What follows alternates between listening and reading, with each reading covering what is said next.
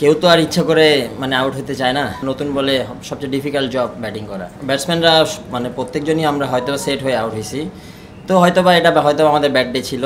ইনশাল্লাহ আমরা ভালোভাবে ইনশাল্লাহ নেক্সট ইনিংসে যেটা আসবে আমাদের ভালোভাবে কামব্যাক করবো। সাদমান, আসলে টসের পর যখন আসলে ব্যাটিংটা নেওয়ার সিদ্ধান্ত নেওয়া হয়, যখন ব্যাটিংয়ে নামলেন তখন কি মনে হয়েছিল যে আসলে ব্যাটিংটা আগে করাটা ভুল হয়েছে বা টসের সিদ্ধান্তটা ভুল ছিল? না না, আমি এমন কিছু দেখি না যে টসের সিদ্ধান্ত বলছিল। উইকেট আলহামদুলিল্লাহ খুবই ভালো ছিল।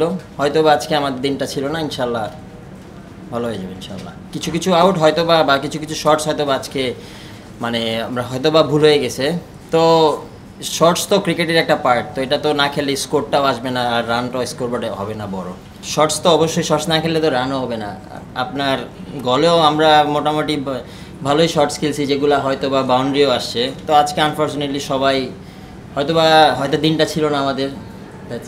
শুরু থেকে তো ভালোই রান হচ্ছিল, তো আনফর্চুনেটলি তো আরেকটু ভালো করা যেত সবারই।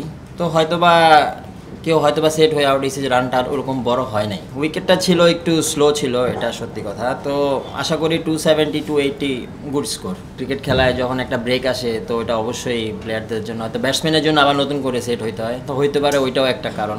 অ্যাজ আ ওপেনার এটা সবারই মানে হইতেই পারে, সব দেশের না নতুন বলে সবচেয়ে ডিফিকাল্ট জব ব্যাটিং করা, তো এটা পার্ট অফ গেম। আমরা যদি গুড এরিয়ায় ভালো বল করতে পারি তো ইনশাল্লাহ অবশ্যই উইকেটে হেল্প আছে, অবশ্যই আমরা ভালোভাবে কামব্যাক করবো বোলিং ইনশাল্লাহ।